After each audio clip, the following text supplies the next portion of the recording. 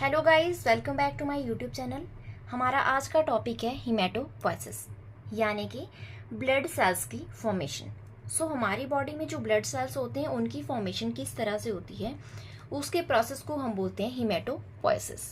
हीमेटोपोइसिस जो है वो एक ग्रीक वर्ड है जिसका मतलब है हीमा मतलब ब्लड और पोइसिस का मतलब है टू मेक समथिंग, यानी कि जो ब्लड के बनाने का प्रोसेस होता है उसको हम बोलते हैं हीमेटोपोइसिस। हीमेटोपोइसिस का जो ये प्रोसेस है ये अर्ली एम्ब्रियोनिक डेवलपमेंट में स्टार्ट हो जाता है, यानी कि जब एम्ब्रियो 1 वीक की होती है उस टाइम पे ये स्टार्ट हो जाता है, ठीक है। और ये कंटिन्यू रहता है through out the life of an individual. अब हम बात कर लेते हैं कि ब्लड सेल्स क्या होते हैं, मतलब इसके अंदर कौन कौन से सेल्स आते हैं जिनको हम ब्लड सेल्स बोलते हैं। ब्लड सेल्स मेनली जो है वो बिल्डिंग ब्लॉक्स होते हैं ब्लड के, जिनको मिलाकर ब्लड बनता है वो होते हैं ब्लड सेल्स, ठीक है। जो ये ब्लड सेल्स होते हैं डिफरेंट टाइप के हो सकते हैं। इनको ब्रॉडली 3 कैटेगरीज में डिवाइड किया गया है: आरबीसीज, डब्ल्यूबीसीज एंड प्लेटलेट्स। जो ये आरबीसीज होते हैं ये वो ब्लड सेल्स होते हैं जो ऑक्सीजन ट्रांसफर करते हैं बॉडी के डिफरेंट ऑर्गन्स को, और वहां से कार्बन डाइऑक्साइड को लेकर आते हैं और उसको ट्रांसफर करते हैं लंग्स को। इसके साथ साथ ये हीमोग्लोबिन को भी ट्रांसफर करते हैं डिफरेंट बॉडी पार्ट्स को। तो इसके बनने के प्रोसेस को नाम दिया गया है एरिथ्रोपोएसिस, ठीक है। और सेकेंड जो कैटेगरी आती है ब्लड सेल्स की वो आती है white blood cells. White blood cells क्या होते हैं? ये वो सेल्स होते हैं ब्लड के जो सपोर्ट करते हैं इम्यून सिस्टम को, यानी कि जब हमारी बॉडी में कोई भी इन्फेक्शन हो जाता है तो उस टाइम पे उससे लड़ने के लिए जो सेल्स इन्वॉल्व होते हैं उसमें वो होते हैं व्हाइट ब्लड सेल्स, ठीक है। मतलब जैसे कि कोई बैक्टीरियल इन्फेक्शन हो गया, कोई फंगल इन्फेक्शन हो गया या फिर अदर टाइप का कोई भी इन्फेक्शन, तो उसको फाइट करने के लिए जो सेल्स चाहिए होते हैं वो होते हैं ब्लड के व्हाइट ब्लड सेल्स, ठीक है। ये इन्फेक्शन से फाइट करते हैं। और ये हमारी बॉडी में कुछ ऐसे सेल्स होते हैं जो फंक्शनल नहीं होते, जो एबनॉर्मल सेल्स होते हैं, तो उनको भी ये डिस्ट्रॉय करते हैं, ठीक है। और इसके प्रोडक्शन का जो प्रोसेस है उसको बोलते हैं ल्यूकोपोइसिस। अब जो ये व्हाइट ब्लड सेल्स होते हैं ये 5 टाइप के होते हैं: neutrophils, basophils, इस्नोफिल्स, monocytes and lymphocytes, ठीक है।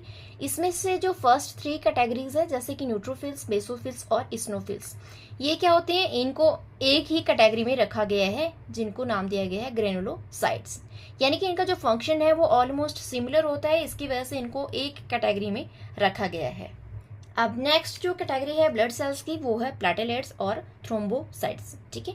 जो ये थ्रोम्बोसाइट्स होते हैं इसमें क्या होता है, इसमें एक जो सेल बनता है और उससे कुछ फ्रेगमेंट्स जो है वो ब्रेक ऑफ हो जाते हैं, उससे बनते हैं प्लेटलेट्स, ठीक है, जो कि स्टिकी होते हैं नेचर में। और वो आपस में स्टिक होकर क्या करते हैं, जब हमारी बॉडी में कोई भी इंजरी होती है तो उसमें जो ब्लीडिंग होती है, ठीक है, उसके बाद थोड़े टाइम बाद वहाँ पे क्लॉट फॉर्मेशन होती है, तो उस क्लॉट फॉर्मेशन में ये प्लेटलेट्स जो होते हैं ये इंपॉर्टेंट रोल प्ले करते हैं। और इसके प्रोडक्शन का जो प्रोसेस है उसको हम बोलते हैं थ्रोम्बोपोइसिस। अब हम बात कर लेते हैं कि जो हीमेटोपोइसिस का प्रोसेस है ये बॉडी में कहाँ पर होता है। जो हीमेटोपोइसिस का प्रोसेस है इसके जो साइट है फॉर्मेशन की वो अलग अलग होती है। मतलब स्टार्टिंग में जब एक एम्ब्रियो बननी स्टार्ट होती है उस टाइम से ये स्टार्ट हो जाता है और पूरी लाइफ तक चलता है। तो बर्थ से पहले इसकी जो साइट होती है वो डिफरेंट होती है और बर्थ के बाद जो इसकी साइट है वो डिफरेंट होती है, ठीक है। जो हीमेटोपोइसिस का प्रोसेस है ये बोन मैरो में होता है जब एक इंडिविजुअल जो है वो एडल्ट स्टेज में पहुंच जाता है, मतलब आफ्टर बर्थ। इसमें क्या होता है, जो बोन मैरो होती है ये बोन के अंदर एक स्पॉन्जी टिश्यू होता है, मतलब बोन है, बोन के अंदर होती है बोन मैरो। और बोन मैरो क्या है, वो एक स्पॉन्जी टिश्यू है जो बोन्स के अंदर प्रेजेंट होता है, जहां पर हीमेटोपोइसिस का प्रोसेस जो है वो होता है। इसके अंदर भी एक और कैविटी होती है, मतलब बोन है, बोन के अंदर है बोन मैरो, और बोन मैरो में एक और कैविटी होती है जिसको हम बोलते हैं मेडुला, ठीक है। इसकी वजह से जो बोन मैरो के अंदर जो हीमेटोपोइसिस का प्रोसेस है उसको हम बोलते हैं मेडुलरी हीमेटोपोइसिस। बोन मैरो को छोड़कर बाकी के अदर बॉडी पार्ट्स में जो ब्लड सेल्स की फॉर्मेशन होती है उसको हम बोलते हैं एक्स्ट्रा मेडुलरी हीमेटोपोइसिस। अब हम बात कर लेते हैं कि जो हीमेटोपोइसिस है वो बर्थ से पहले कहाँ पर होता है। जब एक एम्ब्रियो जो है वो यूट्रस के अंदर होती है, मतलब एक फीमेल जो है वो प्रेग्नेंट होती है, उस टाइम पे ये हीमेटोपोइसिस का प्रोसेस स्टार्ट हो जाता है, ठीक है। तो वहाँ पर एक जो योक सैक होता है, मतलब एक मेम्ब्रेन होती है, एक टिश्यूज होते हैं योक सैक, जो कि एम्ब्रियो को नरिशमेंट प्रोवाइड करते हैं, ठीक है। सो यही जो योक सैक है यही आरबीसीज की प्रोडक्शन भी करता है, मतलब ये रेड ब्लड सेल्स की फॉर्मेशन करता है, क्योंकि उस टाइम पे अदर जो ब्लड सेल्स होते हैं उनकी कोई ज़रूरत नहीं होती। वहाँ पर सिर्फ जो है आरबीसीज की ज़रूरत होती है, जो कि ऑक्सीजन प्रोवाइड करती है डेवलपिंग ऑर्गन्स को, ठीक है। इस वजह से सिर्फ वहाँ पर आरबीसीज की प्रोडक्शन होती है, जो कि योक सैक करता है। वहाँ पर कोई भी ब्लड फॉर्मिंग ऑर्गन्स नहीं होते। और जैसे जैसे एम्ब्रियो कंटिन्यू ग्रो करती जाती है, मतलब वो डेवलप होती जाती है, तो उस वजह से जो हिमेटोपोइसिस का प्रोसेस है ये मूव हो जाता है योक सैक से अदर ऑर्गन्स में, जैसे कि लीवर, स्प्लीन और या फिर बोन मैरो, ठीक है। तो क्या होता है, जब जो एम्ब्रियो होती है वो 3 वीक की होती है, उस टाइम पे योक सैक जो होता है वो आरबीसीज की प्रोडक्शन करता है। और उसके बाद जैसे जैसे एम्ब्रियो डेवलप होती जाती है, जब एम्ब्रियो 2 से 3 मंथ की हो जाती है, तो उस टाइम पे जो आरबीसीज है उसके साथ साथ प्लेटलेट्स की फॉर्मेशन भी स्टार्ट हो जाती है। उसकी जो साइट है वो मूव हो जाती है योक सैक से लीवर और स्प्लीन की तरफ, ठीक है। और कुछ एक जो व्हाइट ब्लड सेल्स है उसकी भी फॉर्मेशन स्टार्ट हो जाती है, जो लीवर, स्प्लीन और इसके साथ साथ थाइमस में होती है। और इसके बाद जब एम्ब्रियो जो है मतलब वो 5 मंथ की हो जाती है, तो उस टाइम पे क्या होता है, जो most of the blood sales है उसकी फॉर्मेशन जो है वो मूव हो जाती है बोन मैरो पे, ठीक है। मतलब बोन मैरो जो वो साइट है जहाँ पर मोस्टली जो ब्लड सेल्स है उसकी फॉर्मेशन होने लग जाती है जब एम्ब्रियो 5 मंथ की होती है, ठीक है। इसमें से कुछ एक जो व्हाइट ब्लड सेल्स है वो थाइमस, स्प्लीन और अदर लिम्फ टिश्यू में भी फॉर्म होते हैं। बर्थ के बाद क्या होता है, जो ये हिमेटोपोइसिस का जो प्रोसेस है इसकी जो लोकेशन है, मतलब इसकी जो साइट है वो मूव हो जाती है बोन मैरो को, मतलब फाइनली जो है बोन मैरो है वहां पर ही most of the blood cells जो है उसकी फॉर्मेशन होती है। और कुछ एक जो है वो थाइमस में भी बनते हैं। अब हम बात कर लेते हैं कि हिमेटोपोइसिस का प्रोसेस क्या होता है, ठीक है। जो हिमेटोपोइसिस का प्रोसेस है ये आपको पता है, मतलब ये first week of embryonic development से स्टार्ट हो जाता है। सो इसमें जो ब्लड सेल्स की फॉर्मेशन होती है वो स्टार्ट होती है अनस्पेशलाइज्ड स्टेम सेल्स से। सो हिमेटोपोइटिक स्टेम सेल्स जो होते हैं वो सेल्फ रिन्यूइंग सेल्स होते हैं, इसलिए जब वो डिफ्रेंशिएट होते हैं, मतलब उनके अंदर डिफ्रेंशिएशन स्टार्ट होती है, कुछ एक सेल्स जो होते हैं वो हिमेटोपोइटिक स्टेम सेल्स के फॉर्म में ही बॉडी में स्टोर हो जाते हैं। मतलब इनके अंदर डिवीजन हुई, इसके अंदर कुछ एक सेल्स जो है वो हिमेटोपोइटिक स्टेम सेल्स के रूप में बॉडी में स्टोर हो गए, और बाकी की जो सेल्स हैं उनको 2 रूट से जाना पड़ा डिफरेंट टाइप के सेल्स की फॉर्मेशन करने के लिए, जिसमें आता है माइलॉइड प्रोजेनिटर सेल्स और लिम्फोइड प्रोजेनिटर सेल्स। अब जब हिमेटोपोइसिस जो स्टार्ट होती है तो उस टाइम पे जो हिमेटोपोइटिक स्टेम सेल्स हैं वो डेवलप हो जाते हैं प्रिकर्सर सेल में, और जो ये प्रिकर्सर सेल है इसको बहुत सारे डिवीजन से होकर जाना पड़ता है, और जिस वजह से जो है ब्लड सेल्स की फॉर्मेशन होती है। तो इसको कौन कौन से डिवीजन से होकर जाना पड़ता है, इसको जाना पड़ता है एरिथ्रोपोइसिस में, ल्यूकोपोइसिस में और थ्रोम्बोपोइसिस में। सो इन तीनों जो ये सेल डिवीजन के प्रोसेस है इनको हम मतलब ब्रीफली इसमें डिस्कस करेंगे। इसमें से सिर्फ एक जो प्रोसेस है उसको हम थोड़ा डिटेल में जानेंगे।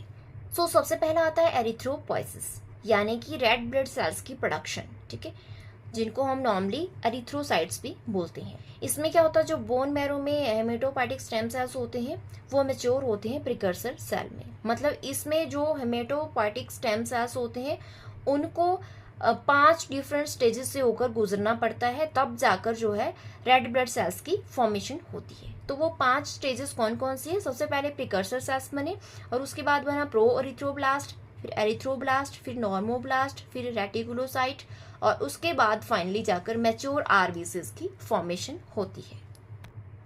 अब दूसरा जो प्रोसेस है सेल डिवीजन का वो है ल्यूकोपोइसिस, यानी कि ल्यूकोसाइट्स की फॉर्मेशन। इसमें फर्दर 2 कैटेगरीज में इसको डिवाइड किया गया है, ग्रेनुलोसाइट की प्रोडक्शन और मोनोन्यूक्लियर सेल की प्रोडक्शन, ठीक है। इसमें जो ग्रेनुलोसाइट की प्रोडक्शन होती है इसको हम ग्रेनुलोपोइसिस भी बोलते हैं। इसमें भी जो हेमेटोपोइटिक स्टेम सेल्स होते हैं उनको 5 डिफरेंट स्टेजेस से गुजरना पड़ता है ग्रेनुलोसाइट की फॉर्मेशन के लिए, ठीक है।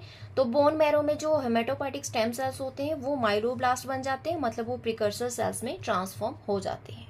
फिर बनते हैं प्रोमाइलोसाइट, फिर बनते हैं माइलोसाइट, फिर मेटामाइलोसाइट, उसके बाद फाइनली जाकर ग्रेनुलोसाइट्स की फॉर्मेशन होती है, जिनके अंदर 3 टाइप के सेल्स आते हैं, बेसोफिल्स, न्यूट्रोफिल्स और स्नोफिल्स। ल्यूकोपोइसिस की जो सेकंड कैटेगरी है वो है मोनोन्यूक्लियर सेल प्रोडक्शन, जिसके अंदर फर्दर 2 पार्ट्स आते हैं, मोनोसाइटोपोइसिस और लिम्फोपोइसिस। ठीक है, मोनोसाइटोपोइसिस में मोनोसाइट की प्रोडक्शन होती है जो कि बोन मैरो के अंदर होती है, और ये माइलॉइड सेल लाइन का पार्ट है।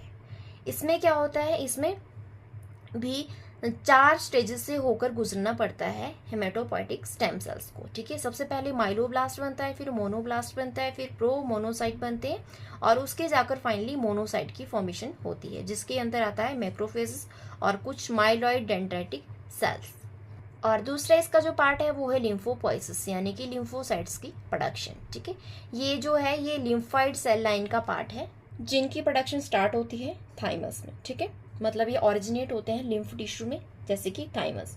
तो इसमें जो हेमेटोपोइटिक स्टेम सेल्स है उनको 4 से 5 डिफरेंट स्टेजेस से होकर गुजरना पड़ता है लिम्फोसाइट्स की फॉर्मेशन के लिए। सबसे पहले जो हेमेटोपोइटिक स्टेम सेल्स है वो ट्रांसफॉर्म हो जाते हैं कॉमन लिम्फोइड प्रोजेनिटर सेल्स में। ठीक है, और उसके बाद जो है लिम्फोब्लास्ट की फॉर्मेशन होती है, फिर प्रो लिम्फोसाइट बनते हैं, उसके बाद स्मॉल लिम्फोसाइट्स बनते हैं, और इसके साथ साथ नेचुरल किलर सेल्स बनते हैं। ठीक है, अब जो है स्मॉल लिम्फोसाइट्स है ये फर्दर जो है 2 कैटेगरीज में डिवाइड होते हैं, बी लिम्फोसाइट्स और टी लिम्फोसाइट्स। ठीक है, और इसके साथ साथ कुछ एक जो है वो डेंड्राइटिक सेल बनते हैं। अब इसमें जो बी लिम्फोसाइट्स है वो प्लाज्मा सेल्स में ट्रांसफॉर्म हो जाते हैं। अब लास्ट और जो थर्ड सेल डिवीजन का प्रोसेस है हेमेटोपोइसिस में वो है थ्रोम्बोपोइसिस, यानी कि प्लेटलेट्स की फॉर्मेशन, जो कि बोन मैरो में ही होती है। इसके अंदर भी जो हेमेटोपोइटिक स्टेम सेल्स होते हैं उनको 3 कैटेगरीज से होकर गुजरना पड़ता है। तो इसमें सबसे पहले आता है जो हेमेटोपोइटिक स्टेम सेल्स है वो मैच्योर होते हैं और वो मेगा कैरियोब्लास्ट में ट्रांसफॉर्म हो जाते हैं, जो कि एक प्रिकर्सर सेल होता है।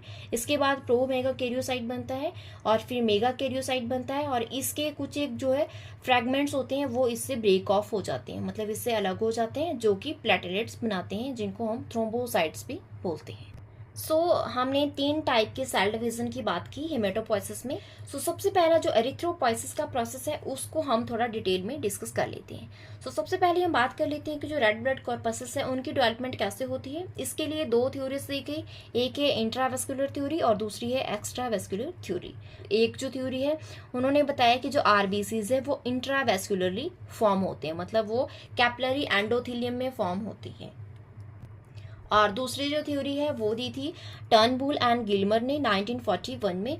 इसमें उन्होंने बताया जो आरबीसीज है वो एक्स्ट्रा वेस्कुलर सोर्सेज से फॉर्म होते हैं, मतलब जो पेरेंट सेल होता है इसमें, जिसको हम हेमोसाइटोब्लास्ट बोलते हैं, वो एक्स्ट्रा वेस्कुलर होता है। इसमें क्या होता है, जो हेमोसाइटोब्लास्ट होता है ये बरो हो जाता है ब्लड साइनस में, मतलब ब्लड साइनस के अंदर ये घुस जाता है जाके with the help of amoeboid movement.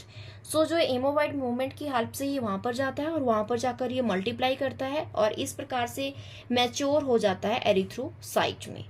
अब हम बात कर लेते हैं कि जो ये रेड ब्लड सेल्स है इनकी फॉर्मेशन में कौन कौन सी स्टेजेस आती है जब ये एम्ब्रियो में होती है। सबसे पहले आपको पता है जो ये आरबीसीज है ये किससे बनते हैं, ये वेस्कुलर जो सेल्स होते हैं यॉर्क सैक के, उससे बनते हैं। जब जो ये ब्लड सेल्स की फॉर्मेशन का प्रोसेस जो है वो एम्ब्रियो के अंदर होता है, तो इसमें क्या होता है, जो मेसोडर्मल सेल्स होते हैं वेस्कुलोसा के, मतलब जो वेस्कुलोसा सेल्स होते हैं यॉर्क सैक के, उसके जो मेसोडर्मल सेल्स होते हैं वो एक मास की फॉर्म में रहते हैं। ठीक है, जिसके अंदर जो न्यूक्लियाई है वो जगह जगह पे फैले हुए होते हैं और इसके अंदर होते हैं कुछ फ्लूइड ड्रॉपलेट्स। ठीक है, जो कि एक दूसरे के साथ मिलकर क्या है, एक चैनल बनाते हैं। कुछ जो फ्लूइड पार्ट होता है वो प्रिमिटिव प्लाज्मा फॉर्म करता है, मतलब प्लाज्मा जिससे बनता है वो सेल्स बनाता है। ठीक है, और कुछ एक जो फ्लूइड पार्ट होता है वो उसमें जो फ्लूइड ड्रॉपलेट्स होते हैं वो आपस में मिलकर चैनल बनाते हैं। ठीक है, जिससे क्या होता है, वेस्कुलर एंडोथेलियम की फॉर्मेशन होती है और इस वेस्कुलर एंडोथेलियम से क्या बनते हैं, आरबीसीज बनते हैं एम्ब्रायनिक स्टेज में, जिसमें कि जो सारे सेल्स होते हैं वो स्टार्टिंग में न्यूक्लिएटेड होते हैं और बीच में जाकर वो जो है जो उसके न्यूक्लियस है वो डिसअपियर हो जाते हैं। अब हम बात कर लेते हैं कि इसके अंदर कौन कौन सी ऐसी 3 स्टेजेस आती हैं। सबसे पहला इसमें आता है मेरोब्लास्टिक हेमोपोइसिस। जो मेरोब्लास्टिक हेमोपोइसिस है ये उस टाइम पे होती है जब जो बेबी है, मतलब जो एम्ब्रियो है, ये फर्स्ट 2 मंथ्स में होती है। तो उस टाइम पे कोई भी ब्लड फॉर्मिंग ऑर्गन नहीं होता, तो जो योक सैक होता है हमारा वही आरबीसीज की फॉर्मेशन करता है, ठीक है। और जो अदर सेल्स होते हैं वो एम्ब्रियो से बाहर बनते हैं। दूसरी स्टेज आती है हिपैटिक हेमोपोइसिस। मतलब जब एम्ब्रियो जो है वो 2 से 5 मंथ की हो जाती है, तो उस टाइम पे जो ये ब्लड फॉर्मेशन का प्रोसेस है, मतलब ब्लड सेल्स की फॉर्मेशन जो है वो मूव हो जाती है योक सैक से स्प्लीन और थाइमस में, ठीक है। तो स्प्लेनिक और जो थाइमिक ब्लड फॉर्मेशन है उसको हम बोलते हैं हिपैटिक हेमोपोइसिस।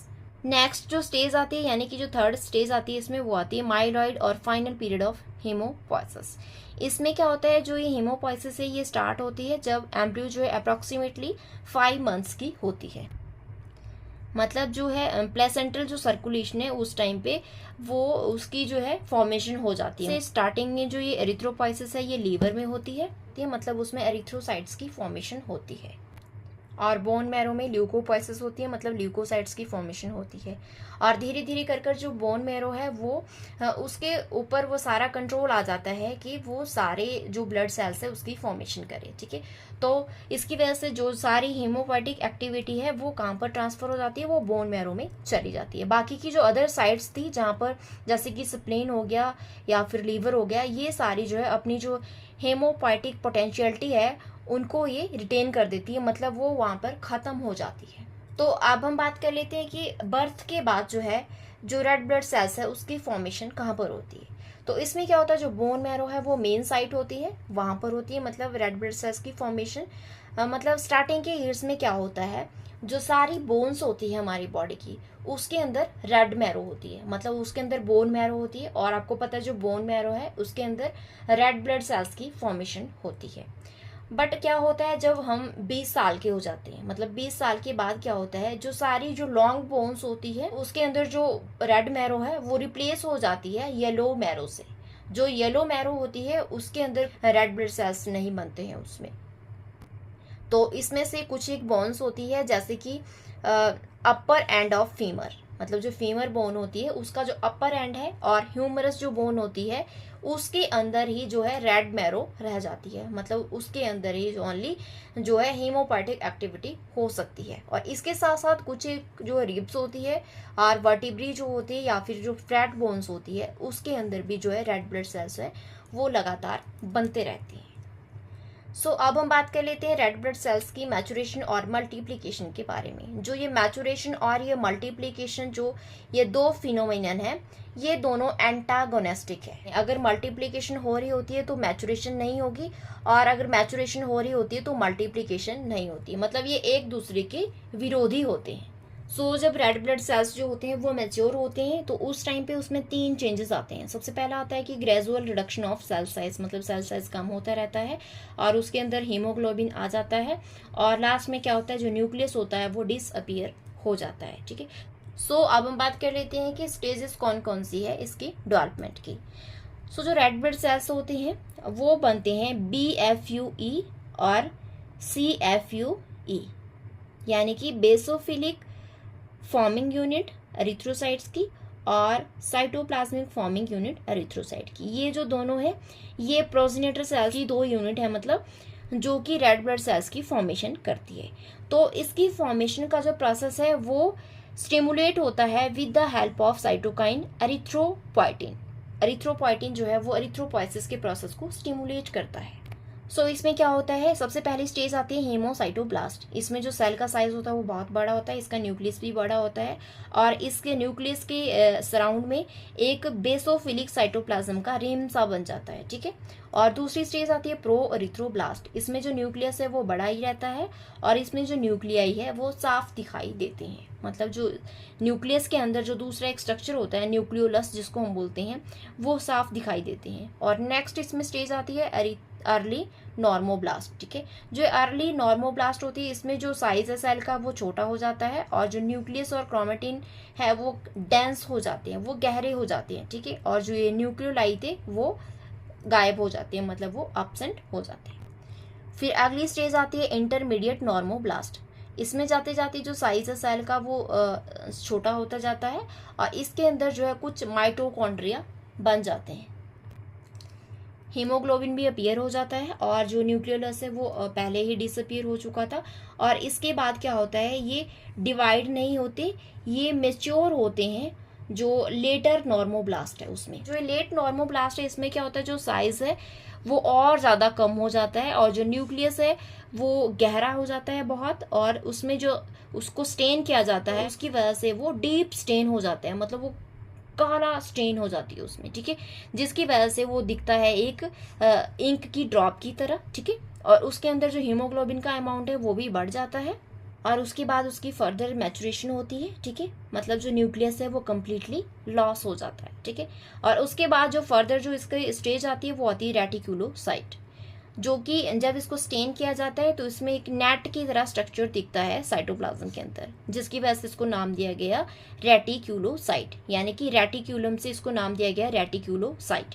और ये फर्दर आगे चलकर मैच्योर होता है मैच्योर आरबीसीज में, ठीक। सो यहाँ पर आप देख सकते हैं ये है हेमेटोपोइटिक स्टेम सेल्स, ठीक है। जब ये डिफ्रेंशिएट होते हैं तो इसमें से कुछ एक सेल्स जो है वो सेल्फ रिन्यूइंग होते हैं, मतलब वो वापस से इसी फॉर्म में स्टोर हो जाते हैं। और जो फर्दर जो रिमेनिंग सेल्स है वो दो टाइप के सेल्स में डिवाइड हो जाती हैं, जिसमें आता है कॉमन माइलॉइड प्रोजेनिटर सेल्स और दूसरे आते हैं कॉमन लिम्फोइड प्रोजेनिटर सेल्स, ठीक है।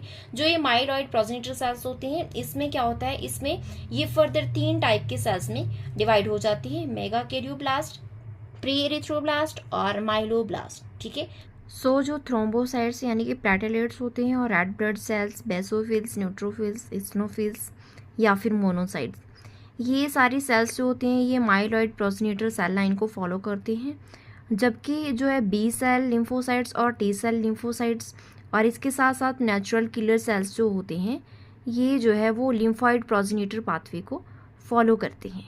हमने अभी डिटेल में डिस्कस किया प्रो एरिथ्रोब्लास्ट जो है वो किस तरह से एक कंप्लीट रेड ब्लड सेल्स में ट्रांसफॉर्म होता है। इसमें सबसे पहले क्या होता है, जो ये सेल होता है, ठीक है, इसके अंदर जो न्यूक्लियस होता है वो बहुत बड़ा होता है और उसके बाहर एक थिन फिल्म से दिखाई देती है साइटोप्लाज्म की। उसके बाद क्या होता है, जो न्यूक्लियस है उसका साइज थोड़ा कम हो जाता है और उसके अंदर जो ये न्यूक्लियोलाई है वो साफ दिखाई देने लग जाते हैं। और इसके बाद क्या होता है, जो न्यूक्लियोलाई है ये डिसअपीयर हो जाते हैं और जो ये न्यूक्लियस है ये डेंस हो जाता है, ठीक है। और इसके बाद इसमें जो हीमोग्लोबिन है वो दिखाई देने लग जाता है और जो सेल का साइज है वो कम हो जाता है। और उसके बाद क्या होता है, जो पॉली एरिथ्रोब्लास्ट है इसको क्या किया जाता है, इसको स्टेन किया जाता है, जिसकी वजह से जो ये न्यूक्लियस है ये डार्क स्टेन की रूप में दिखाई देता है, जो स्याही की एक ड्रॉप होती है उसकी तरह हमें दिखाई देता है, ठीक है। और इसके बाद क्या होता है, रेटिक्यूलोसाइट की फॉर्मेशन होती है। इसके अंदर भी जब इसको स्टेन किया जाता है तो उसमें एक नेटवर्क सा दिखाई दे जाता है हमें, जिसकी वजह से इसको नाम दिया गया है रेटिक्यूलोसाइट। और ये फर्दर मैच्योर होते हैं और इसके अंदर जो हेमोग्लोबिन है वो साफ दिखाई देता है, मतलब ये रेड सेल्स जो है वो बनने शुरू हो जाते हैं, जिसको हम बोलते हैं रेड ब्लड सेल्स, ठीक है। तो आप इस डायग्राम में देख सकते हैं ये जो 4 सेल्स हैं, मतलब ये जो 4 टाइप के सेल्स हैं, बेसोफिल्स, न्यूट्रोफिल्स, इस्नोफिल्स और मोनोसाइट्स, ठीक है। ये इसका जो प्रिकर्सर सेल है वो सेम ही है, जिसको हम बोलते हैं माइलोब्लास्ट। जो ये माइलोब्लास्ट है ये डिफरेंट स्टेजेस से होकर जो है वो जाता है और फाइनली वो इन सेल्स की फॉर्मेशन करता है। और इसके बाद जो दूसरा जो टाइप के सेल्स आते हैं जिनको हम बोलते हैं कॉमन लिम्फोइड प्रोजेनिटर सेल्स, ये क्या करते हैं, इसमें लिम्फोब्लास्ट की फॉर्मेशन होती है, फिर प्रो लिम्फोसाइट की फॉर्मेशन होती है। उसके बाद जो है 2 टाइप के सेल्स बनते हैं, स्मॉल लिम्फोसाइट और जो है नेचुरल किलर सेल्स, ठीक है। जो स्मॉल लिम्फोसाइट है ये 2 टाइप के सेल्स में जो है वो कन्वर्ट हो जाता है, जैसे कि बी सेल्स और टी सेल्स। इसमें से कुछ जो बी सेल्स होते हैं वो प्लाज्मा सेल्स में ट्रांसफॉर्म हो जाते हैं और बाकी इसके साथ साथ और सेल्स बनते हैं जिसको हम बोलते हैं डेंड्राइटिक सेल्स। आप इस डायग्राम को अगर देखना चाहते हो तो आप मेरे जो मैं नोट्स की PDF अपलोड करूँगी टेलीग्राम पे, उस पर आप इसको ध्यान से देख सकते हैं, तो आपको हर एक स्टेज जो है वो अच्छे से दिखाई देगी। तो अब हम लास्ट में बात कर लेते हैं कि जो हेमेटोपोइसिस का प्रोसेस है ये कितना टाइम लगता है इसमें, ठीक है। तो हेमेटोपोइसिस के प्रोसेस में जो टाइम लगता है वो डिपेंड करता है हमारी डेली नीड्स के ऊपर। यानी कि जब हमारी बॉडी में जो ऑक्सीजन का लेवल जो है वो कम हो जाता है, उसकी वजह से जो एरिथ्रोपोइसिस का प्रोसेस है वो फास्ट हो जाता है, मतलब ज़्यादा रेड ब्लड सेल्स की फॉर्मेशन होती है। तो इस वजह से जो बॉडी है वो लगातार नए सेल्स बनाती रहती है और इस वजह से जो पुराने सेल्स हैं उनको वो रिप्लेस करती रहती है। तो डेली जो हमारी बॉडी में 1% जो ब्लड सेल्स होते हैं वो रिप्लेस होते हैं। और दूसरा इसमें रीज़न है कि जो रेट है हेमेटोपोइसिस का वो तब बढ़ जाता है जब हमारी बॉडी में कोई जर्म, मतलब यानी कि बैक्टीरिया, वायरस, फंगस कोई भी एंटर कर जाता है, तो उससे लड़ने के लिए जो वाइट ब्लड सेल्स हैं उनकी प्रोडक्शन ज़्यादा होती है जब हम बीमार होते हैं। ठीक है, तो आपको पता है कि जो आरबीसीज है उसकी जो लाइफ होती है वो 120 डेज होती है, मतलब 120 डेज के जब वो हो जाते हैं तो उसके बाद जो हमारे जो बोन मैरो है वो नए सेल्स बनाने शुरू कर देती हैं, क्योंकि ये मर जाते हैं। और जो WBC है इसके कुछ घंटे से कुछ दिन तक होती है और प्लेटलेट्स की लाइफ जो है वो 5 to 9 डेज होती है।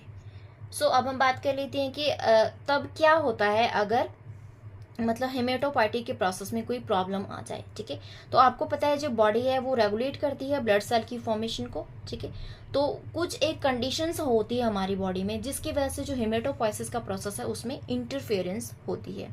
जैसे कि सबसे पहले हम बात कर लेते हैं आरबीसीज के केस में। अगर आरबीसीज जो है वो बहुत कम हो जाते हैं हमारी बॉडी में, तो उसकी वजह से जो हमारी बॉडी है वो एनीमिक हो जाती है, मतलब वो पर्सन एनीमिक हो जाता है, उसमें एनीमिया हो जाता है, जिसकी वजह से वो थका थका फील करता है या फिर उसको वीकनेस फील होती है, क्योंकि हमारी बॉडी में जो है वो इनफ ऑक्सीजन नहीं पहुंच पाती, क्योंकि जो रेड ब्लड सेल्स है उनकी कमी हो गई है हमारी बॉडी में, जो कि ऑक्सीजन ट्रांसफर का काम करती हैं। और अगर ये रेड ब्लड सेल्स जो है वो बहुत ज़्यादा हो जाते हैं तो उसके केस में क्या होता है, उस कंडीशन को हम एरिथ्रोसाइटोसिस बोलते हैं, जिसमें क्या होता है जो ब्लड है वो थिक हो जाता है और उसमें हार्ट अटैक के रिस्क जो है वो ज़्यादा रहता है। अब दूसरी हम बात कर लेते हैं WBC के केस में। ठीक है, जो WBCs होते हैं इसमें क्या होता है, अगर तो बहुत कम WBCs है हमारी बॉडी में तो उस कंडीशन को हम बोलते हैं ल्यूकोपेनिया। उसमें क्या होता है, अगर वाइट ब्लड सेल्स नहीं होंगे तो आपको पता है कि जो वाइट ब्लड सेल्स है वही इन्फेक्शन से लड़ने के लिए हमें सपोर्ट करते हैं, मतलब हमारा जो इम्यून सिस्टम है उसको सपोर्ट करते हैं। अगर वही बहुत कम होंगे तो हमारी बॉडी जो है वो उसको रिस्क रहेगा इन्फेक्शन का। ठीक है, और अगर यही वाइट ब्लड सेल्स जो है वो बहुत ज़्यादा अमाउंट में बन जाते हैं तो इस कंडीशन को हम बोलते हैं ल्यूकोसाइटोसिस। ठीक है, तो इसमें क्या होता है, जो हमारी बॉडी में कोई कुछ एक ब्लड डिसऑर्डर्स हो सकते हैं या फिर हमें कैंसर की प्रॉब्लम हो सकती है। अब हम बात करते हैं प्लेटलेट्स के केस में। प्लेटलेट्स में क्या होता है, अगर तो प्लेटलेट्स जो है उनका जो नंबर है, काउंट जो है वो बहुत कम हो जाता है, तो उस कंडीशन को हम बोलते हैं थ्रोम्बोसाइटोपेनिया। इसमें क्या होता है, जो ब्लीडिंग है वो बहुत लंबे समय तक चलती है, क्योंकि प्लेटलेट्स की कमी है। जो प्लेटलेट्स है वही ब्लड क्लॉटिंग में हेल्प करते हैं, तो जो ब्लड क्लॉट जो फॉर्म होता है हमारे इंजरी की जगह पे वो फॉर्म नहीं होगा, उसको फॉर्म होने में बहुत ज़्यादा टाइम लगेगा, तो इसकी वजह से जो ब्लीडिंग है वो बहुत ज़्यादा होगी। और यही अगर प्लेटलेट्स जो है इनका जो काउंट है वो बढ़ जाता है तो क्या होता है, उस कंडीशन को हम बोलते हैं थ्रोम्बोसाइटोसिस। ठीक है, इसमें क्या होता है कि इसमें अगर प्लेटलेट्स का नंबर बहुत ज़्यादा बढ़ जाएगा तो आपको पता है जब इंजरी होगी तो वहाँ पर जो है बहुत ज़्यादा सीरियस क्लॉट फॉर्मेशन की का रिस्क हो जाएगा। तो हमारे जो ब्लड है, नेचुरली जो ब्लड फ्लो करता है हमारी बॉडी में, उसमें भी क्लॉट फॉर्मेशन के चांसेस बढ़ जाते हैं। सो अब हम बात करते हैं कि कुछ ऐसी डिजीजेज होती है जिसकी वजह से जो बोन मैरो है उसमें इनफ ब्लड सेल्स की फॉर्मेशन नहीं होती, मतलब पर्याप्त मात्रा में जो ब्लड सेल्स हैं उनकी फॉर्मेशन नहीं होती, जिसकी वजह से क्या होता है, जो हेमेटोपोइसिस का प्रोसेस है वो शिफ्ट हो जाता है लीवर, स्प्लीन या फिर लिम्फ नोड्स में। वो वहां से अपनी जगह चेंज कर लेगा और लीवर, स्प्लीन या फिर लिम्फ नोड्स में चला जाएगा। तो आपको पता चल गया कि कुछ ऐसी कंडीशंस होती है जिसकी वजह से जो हेमेटोपोइसिस है वो इंटरफेयर होता है। तो वो कंडीशंस कौन कौन सी होती है उसके एक दो एग्जाम्पल हम देख लेते हैं। जैसे कि ओल्डर एज, जब हमारी एज ज़्यादा हो जाती है उसकी वजह से क्या होता है, जो फैट है वो हमारे बोन मैरो में डिपॉजिट होना स्टार्ट हो जाता है, जिसकी वजह से जो हेमेटोपोइसिस है उसके लिए स्पेस कम हो जाता है। तो इसमें भी जो हेमेटोपोइसिस का प्रोसेस है उसमें इंटरफेयर होता है। और दूसरा कंडीशन आती है कि कुछ ऐसी मेडिकेशंस, जैसे कि जो कैंसर पेशेंट होते हैं उनको कीमोथेरेपी दी जाती है, मतलब कैंसर सेल्स जो होते हैं उनको मारने के लिए कीमोथेरेपी जो है वो ट्रीटमेंट होता है, जिसकी वजह से जो वाइट ब्लड सेल्स है वो भी किल हो जाते हैं। तो उसकी वजह से जो हमारा जो ब्लड सेल है काउंट है वो कम हो जाता है। तो ये भी हेमेटोपोइसिस के प्रोसेस में इंटरफेयर करता है। सो ये था आज का टॉपिक कि हीमेटोपोइसिस क्या होता है। इसके बारे में हमने कम्प्लीटली डिस्कस किया। अगर आपको मेरी वीडियो पसंद आई हो तो मेरी वीडियो को लाइक करना, मेरे चैनल को सब्सक्राइब करना और वीडियो को ज़्यादा से ज़्यादा शेयर करना। Thank you for watching.